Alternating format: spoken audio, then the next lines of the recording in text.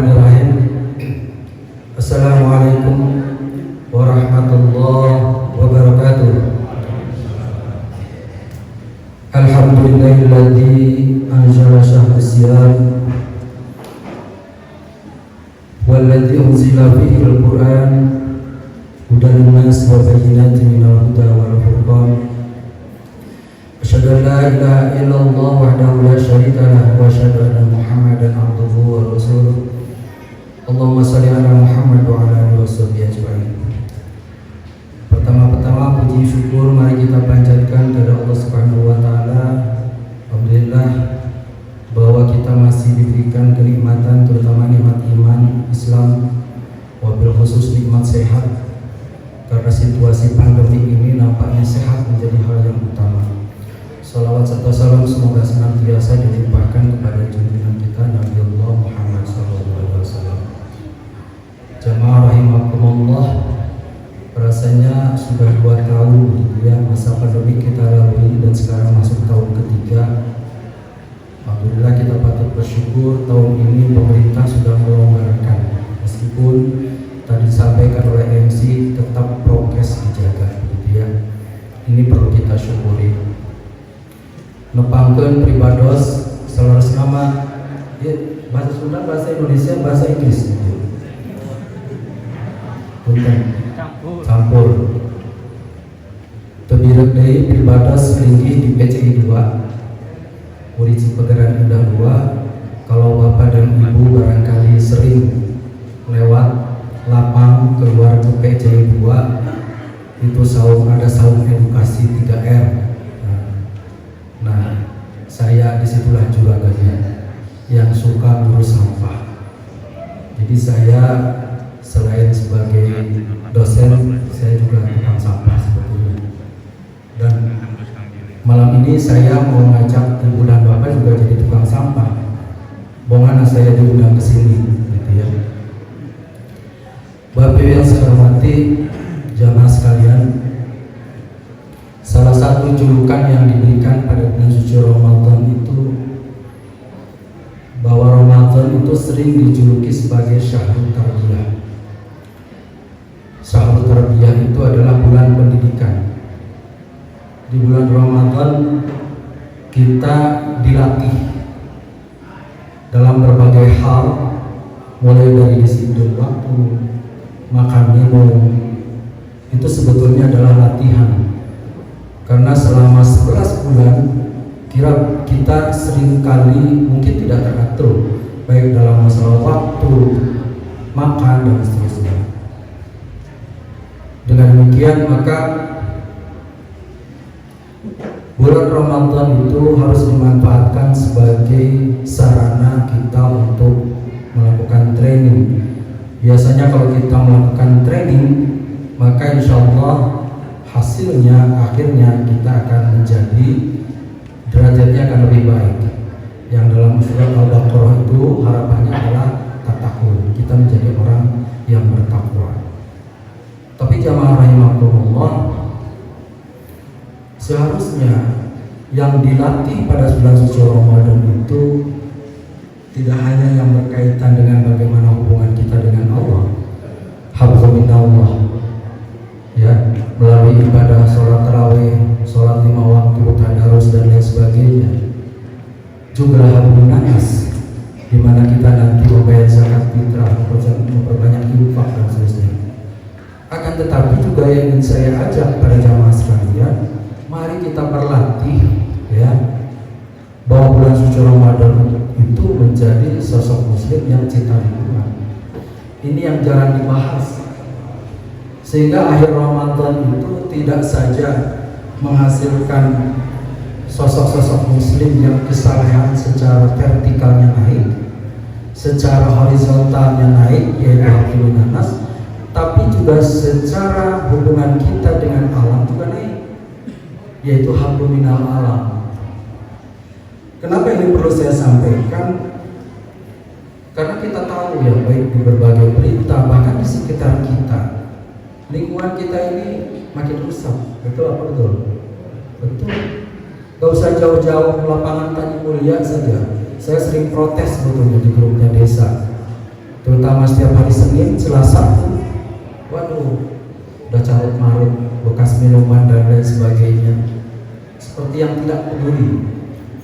Dan jauh lebih besar dari itu, tentunya Jawa Barat pernah dijuluki sungainya itu sungai terkotor di dunia, yaitu Citarum. Dan itu sampai sekarang tampaknya belum berubah. Gitu. Apa yang mengotori Citarum? Sampah. Jadi saya ingin menyampaikan dua hal terkait dengan isu lingkungan yang penting sekarang ini. Masalah air dan masalah sampah, itu saling berkaitan. Saya pada malam hari ini tidak akan menyampaikan terlalu banyak teori, tapi hal-hal yang sifatnya praktis saja. Apa sih yang harus kita lakukan? Karena sebetulnya kerusakan-kerusakan itu sudah kita lihat, Bapak Ibu sekalian. Kerusakan yang paling sering kita lihat tadi Sungai Citarum, kemudian juga apa ya? Sari Bukti, Bapak Ibu sekalian. Sari Bukti itu ada di KBP. Sampahnya dari mana? Dari kita sebagian.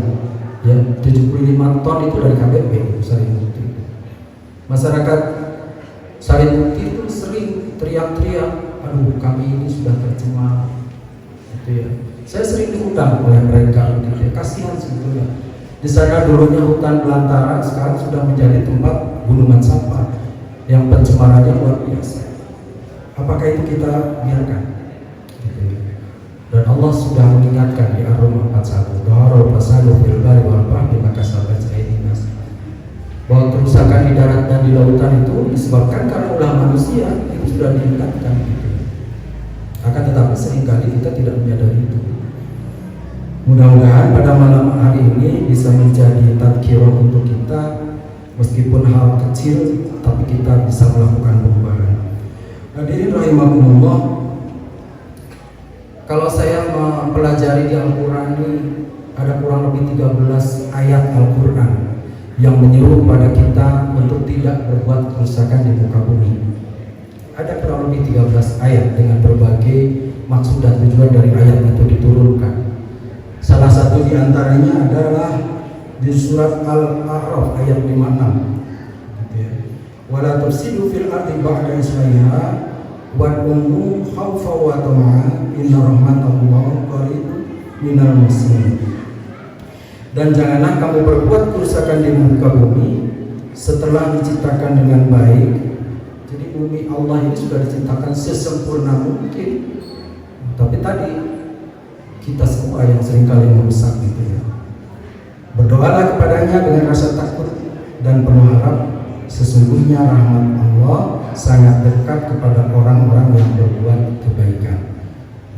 Terkait dengan rahmat Allah barangkali bahasanya tersendiri. Karena sebetulnya kita tidak akan dijamin masuk surga tanpa adanya rahmat Allah. Itu ada trik-trik bagaimana di Al-Quran itu untuk menggapai rahmat Allah. Salah satunya ini berbuat kebaikan, terutama untuk masalah lingkungan. Hadirin rahimakumullah, hal utama apa yang harus kita rubah sebetulnya? Pertama tentunya adalah mindset. Tahu mindset? Mindset itu sudut pandang. Tahu sudut pandang? Sudut pandang itu mindset. Cara pandang, gitu ya. Terkait dengan sungai, air tadi misalnya, mindset masyarakat itu terkait dengan air itu apa sih, Ibu dan Bapak? Air itu apa sih sebenarnya? Hanya kita pandang sebagai air hujan? Apa kira-kira air?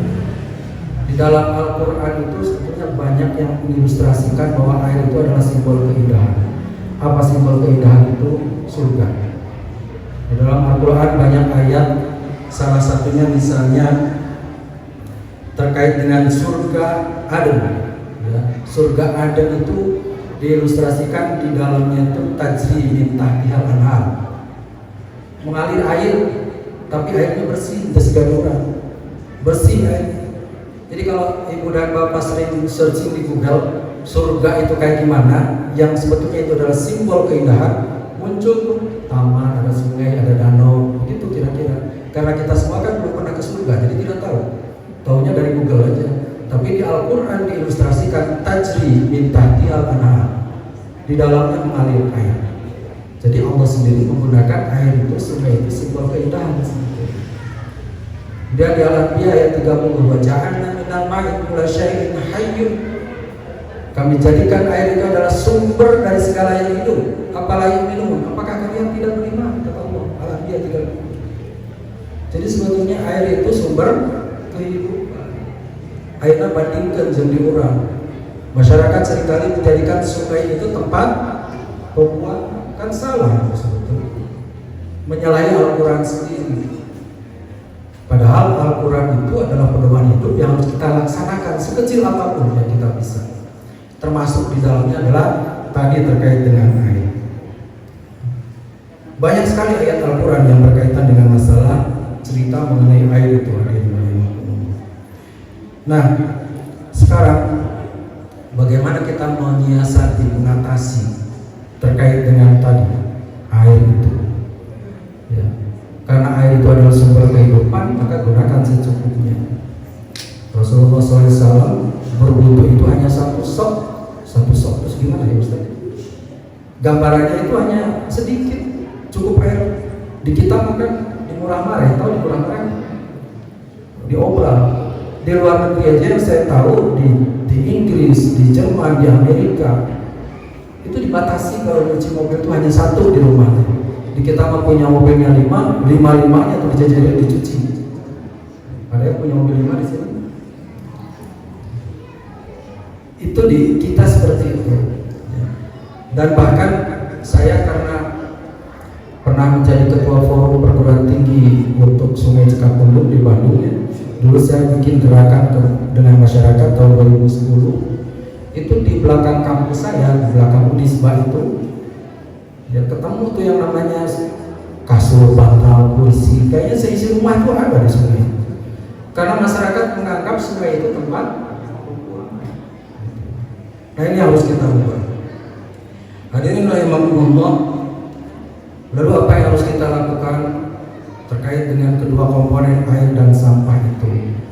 Saya ingin bicara spesifik masalah sampah. Nanti detailnya mah Ibu dan Bapak silakan silaturahim di Saung Edukasi. Alhamdulillah Saung Edukasi ini sudah kesohor ya, sudah didatangi banyak orang, tidak saja dari dalam negeri maupun dari luar negeri. Bagaimana kita melakukan budaya minim sampah, dan ini adalah sudah diatur. Mengelola sampah itu adalah salah satunya minimizing, meminimalkan sampah, minim sampah, mengurangi sampah sebanyak 30%. Itu harus tercapai pada tahun 2025 gitu ya. Apa yang harus kita lakukan? Ada 3 hal. Pertama adalah mencegah.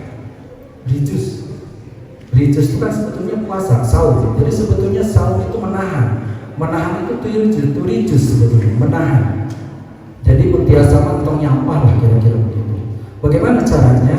Dalam hal makan minum nih misalnya gitu ya. Kalau kita punya makanan, minuman, habiskan. Ya Bu ya, Pak, habiskan itu makanan, jangan dibuang gitu ya. Saya sering kali membandingkan ya, ketika saya ngajar di Jepang, kiri kanan di kantin itu saya melihat para mahasiswa dosen itu makan tuh pada habis, tidak bersisa gitu. Saya menyisakan kuah aja malu. Mereka sudah terbiasa bahwa makanan itu habis. Berbeda dengan kita gitu ya. Makanan itu seringkali diambil sebanyak mungkin. Di pesta pernikahan saya lihat ya. Ngambil tuh kita makanan berbagai jenis, alasannya perbaikan gizi, perbaikan gizi, tapi gak habis kadang-kadang. Dan dibuang, dan itu jadi sampah. Al-Quran sudah mengingatkan itu adalah mubadir. Inna mubadirina kana ikhwan syayatin. Mubadir itu temannya setan. Tapi kenapa prakteknya orang Jepang? Padahal mereka nggak punya ayat itu. Jadi sesungguhnya Al-Quran itu tinggal kita praktekkan agar lingkungan kita lebih baik, gitu ya. Jadi itu budaya minim sampah, terutama dari sisa makanan. Kedua, minim plastik. Bagus sekalian. Kenapa plastik itu menjadi penting? Plastik itu meskipun hanya 12% dari rumah kita, tapi karena umurnya 300 tahun, bagus sekalian. Plastik itu 300 tahun umurnya. Jadi kalau misalnya di sini ada yang suka gali-menggali tanah gitu ya, terus ada plastik, bisa jadi itu plastik itu ratusan tahun yang lalu. Jadi yang diturunkan ke anak cucu kita sesungguhnya bukan hal terguna, plastik sebenarnya. Dan sekarang plastik itu masuk ke sungai, masuk ke laut. dan Indonesia itu dituduh negara kedua terbesar menyumbang pencemaran plastik ke laut, dan sekarang sudah menjadi isu mikroplastik. Itu merisaukan masalah lingkungan kita ini. Bisa jadi yang namanya mikroplastik itu karena kecil-kecil sudah dimakan oleh ikan tongkol, ikan pari gitu ya. Ikan tongkolnya dibawa ke kita, dimakan oleh kita, masuk ke perut kita, sehingga bisa jadi di perut kita penuh dengan plastik. Mudah-mudahan keluarnya gak jadi ember. Itu mikroplastik. Jadi sekarang sudah menjadi isu yang luar biasa plastik. Oleh karena itu ibu dan bapak sekalian, kurangi penggunaan plastik sekali pakai. Air di antena berulang-ulang nggak ada masalah. Tapi kalau misalnya kita beli plastik, kresek, dipakai beli makanan misalnya, kemudian kita buang jadi sampah, nah itu yang jadi masalah. Ya, biasakan kalau belanja ibu-ibu terutama pakai goodie bag, gitu kan ya. Kalau beli makanan pakai lunchbox, kalau minum pakai, sebetulnya yang gini tuh saya nggak setuju. Makanya dari tadi nggak saya minum. Ada tumbler namanya gitu kan, sudah membudayakan itu. Karena ini ada 4 jenis plastik yang terbuang, kecuali ininya masih rapi. Tapi tutupnya, ringnya itu tidak bisa diolah. Gitu. Itu contoh. Detailnya nanti bisa edukasi saja. Karena sebagian warga di sini juga ada yang menjadi nasabah bank sampah di sana, gitu ya. Ibu dan bapak sekalian, terus kalau sudah terlanjur jadi sampah, terus bagaimana? Setelah kita berupaya mengurangi, kan tetap masih ada sampah nih. Bagaimana caranya pisah ke? Jangan sampai dihijau. Kenapa? Karena ketika sampah dicampur, maka itu akan menjadi masalah. Sampah organik kita ini kira-kira 50% ibu dan bapak, 50%. Dan Allah sudah menciptakan jasa delik untuk menghancurkan jenis sampah. Nah, ibu dan bapak nanti kalau ke saung saya lihat di situ ada yang disebut dengan batak rawa, ada yang disebut dengan satori komposter. Itu sengaja pakai nama saya karena itu dipatenkan, begitu ya. Itu adalah bagaimana cara mengubah sampah organik yang tadinya bau menjadi kompos, dan dari kompos menjadi cabai, tomat dan seterusnya. Makanya di saya di saung edukasi RW 22 tomat cabai itu gratis.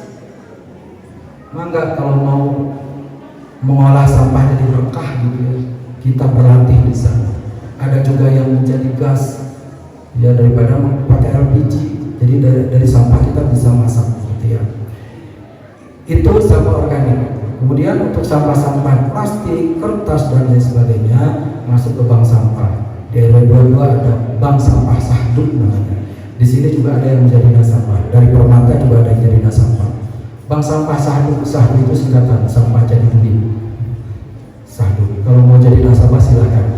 Atau saya menganjurkan di sini bikin bank sampah. Dan sekarang itu masjid juga sudah mengembangkan bank sampah berbasis masjid. Kira-kira itu hadirin rahimakumullah, dan banyak hal lagi lebih rinciannya mah nanti lihat di saung edukasi. Kalau malas ke saung edukasi, lihat di YouTube saya, cari saja Muhammad Satori. Muhammad Satori, M-nya tidak disingkat, tapi jangan lupa like and subscribe ya, dan kasih komen. Barangkali itu saja ya, karena barangkali terlalu malam nanti sholat tarawihnya. Terima kasih atas undangan Pak Ustaz Dandang saya pada malam hari ini. Mudah-mudahan ilmu yang simpel ini paling tidak bisa menjadi sesuatu sehingga akhir Ramadan maka akan muncul pribadi-pribadi muslim yang tidak saja soleh secara vertikal haqqulillah, tapi juga menjadi pribadi-pribadi yang soleh secara ekonomi. Itu yang kita harap. Sekecil apapun, ibda binafsi, mulai dari diri sendiri, mulai dari hal yang kecil, mulai sekarang juga. Mohon maaf atas segala kekurangan. Aqulu qouli hadza wa astaghfirullahi wa lakum. Billahi taufiq wal hidayah. Wassalamualaikum warahmatullahi wabarakatuh.